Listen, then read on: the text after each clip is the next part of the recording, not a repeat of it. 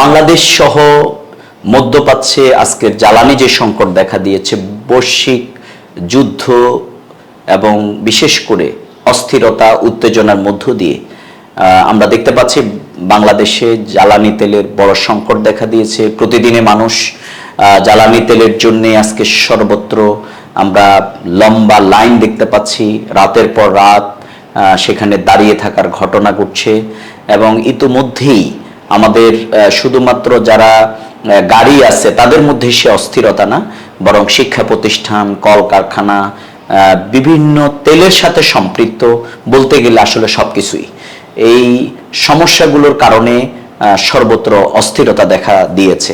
আমরা দেখতে পাচ্ছি যে সরকার এই অস্থিরতাকে মোকাবেলা করবার জন্য বারবার যে কথাটি বলছে সেটি হচ্ছে তেলের কোনো অভাব নেই, গুজবের কারণে অথবা অধিক তেল রিজার্ভ করার কারণে, অসৎ উপায়ে অসাধু কিছু ব্যবসায়ীর কারণে সংকটটা তৈরি হয়েছে। এটি একটি অংশ হতে পারে, কিন্তু একথা সত্য যে সরকার এই নীতিকে ধারণ করে বেশি সময় কিন্তু চলতে পারবে না। কেন? কারণ আসলেই তেলের সংকট দেখা দেবে।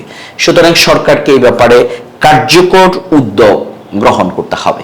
কারণ হরমুজ প্রণালীকে ঘিরে যে অস্থিরতা এবং এটি আমদানি নির্ভর জায়গাগুলোতে যে ঝুঁকিপূর্ণ অবস্থান তৈরি করেছে, সেই জায়গায় আমরা মনে করি বর্তমান বাংলাদেশ সরকারকে তার কার্যকর উদ্যোগ গ্রহণ করা উচিত।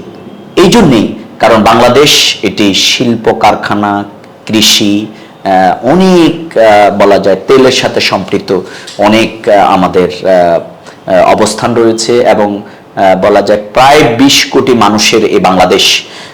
এখানে আমাদের প্রয়োজনীয়তার জায়গা যেমনি অনেক, মানুষের ডিমান্ড যেমনি অনেক, তেমনি আবার খুব সহজেই অস্থিরতাটাও কিন্তু তৈরি হচ্ছে।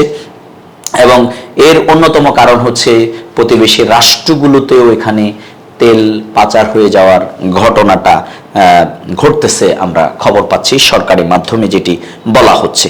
সুতরাং এই ঝুঁকিপূর্ণ অবস্থান থেকে আমাদের শিল্প কলকারখানা, আমাদের কৃষি এবং জনগণের যে সাধারণ জীবন মান, এটিকে যদি স্বাভাবিক রাখতে হয় তাহলে আমাদেরকে কয়েকটা উদ্যোগ গ্রহণ করা খুবই জরুরি। 1 নাম্বার হচ্ছে যে এর জন্য কূটনৈতিক উদ্যোগ সরকারকে গ্রহণ করতে হবে। আমরা দেখতে পাচ্ছি যে সরকার যে যতটুকু না তেলের পাম্পগুলোতে পাহারাদারিত্ব করছে, তারই পাশাপাশি কূটনৈতিক উদ্যোগটা সেইভাবে আমরা নজরে পড়ছে না।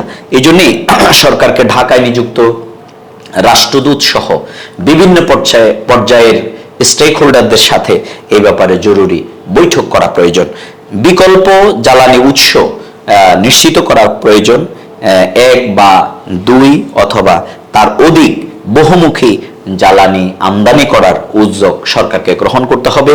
এই ক্ষেত্রে এলএনজি, কয়লা এবং বিকল্প যেই ব্যবস্থাপনা আছে সেটির উৎসকে সরকারকে নিশ্চিত করতে হবে। 3 নাম্বার আমরা বলতে চাই যে কৌশলগত জ্বালানি মজুদ, স্ট্র্যাটেজিক রিজার্ভ যেটি, এটি অন্তত 3 থেকে 6 মাসের জ্বালানি মজুদ রাখার ব্যাপারে সরকারের পরিকল্পনা গ্রহণ করা প্রয়োজন। কারণ সরকার এখন বলছে তেল আছে, সরকার এখন বলছে অসৎ উপায়ে অসাধু ব্যবসায়ীদের কারণে হচ্ছে, সরকার এখন বলছেন যে তেল অন্য রাষ্ট্রে এখান থেকে পাচার হয়ে যাওয়ার কারণে হচ্ছেন। এটি যতটুকু না এই মুহূর্তের জন্য সত্য, তার থেকে যদি সরকার এই উদ্যোগগুলো গ্রহণ করতে ব্যর্থ হয়, তাহলে সরকার এক পর্যায়ে যদি বলে দেয় যে আমাদের শিক্ষা প্রতিষ্ঠান, কলকারখানা, কৃষি এখন আর আমাদের পরিচালনা করা সম্ভব না, তাহলে জনগণের মধ্যে যেই অস্থিরতা, জনগণের মধ্যে সর্বত্র যে অস্থিরতা দেখা দেবে এবং সেটি এক পর্যায়ে রাজপথেও কিন্তু গড়িয়ে আসার যে সম্ভাবনাটা তৈরি হয়, তাহলে সেটি সামাল দেয়া সরকারের জন্য কঠিন হয়ে যাবে। এই জন্যে এই ব্যাপারে আমরা সরকারের দৃষ্টি আকর্ষণ করতে চাই। বাজার মনিটরিং এর মাধ্যমে যে সিন্ডিকেট ব্যবস্থাপনায় আমাদের এখানে আছে, অর্থাৎ তেলের যেই কৃত্রিম সংকটটা এখানে তৈরি করা হচ্ছে, এটির ব্যাপারে মজুতদারীদের ব্যাপারে কঠোর প্রশাসনিক যে ব্যবস্থা গ্রহণ করা প্রয়োজন। আমরা বিভিন্নভাবে দেখতে পাচ্ছি যারা মজুতদারির সাথে সম্পৃক্ত, তারা আবার কোনো না কোনো রাজনৈতিক দলের লেজুর ভিত্তিতে তাদের মধ্যে লক্ষণীয়। সুতরাং বরাবরই এই সরকারের এক শ্রেণী অসাধু সুবিধাভোগী ব্যবসায়ীরা যাতে এই পরিস্থিতি সৃষ্টি করতে না পারে সে ব্যাপারে সরকারকে কার্যকর ব্যবস্থা গ্রহণ করা প্রয়োজন এবং জাতীয় ট্রান্সপোর্ট গঠন সরকারকে প্রয়োজন।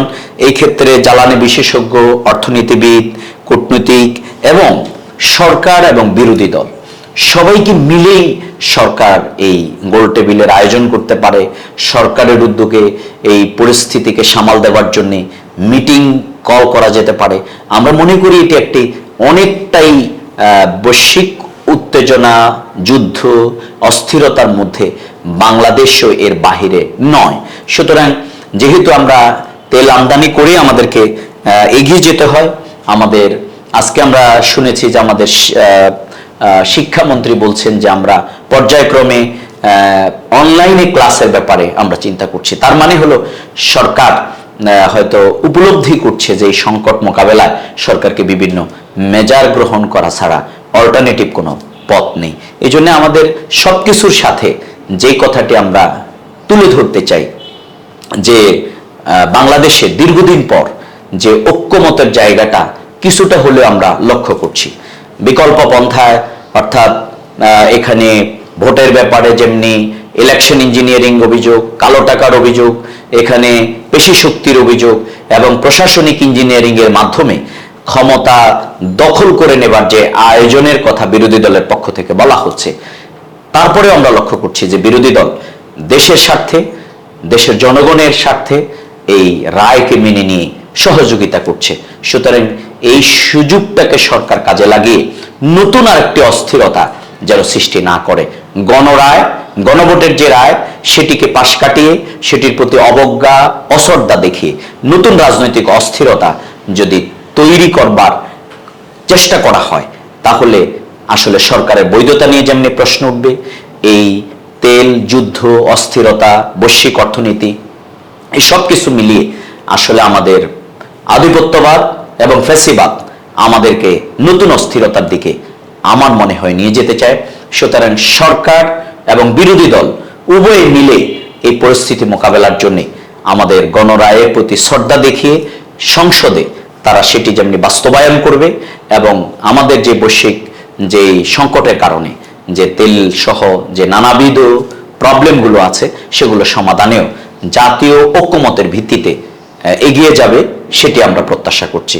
সবাইকে ধন্যবাদ। আসসালামু আলাইকুম।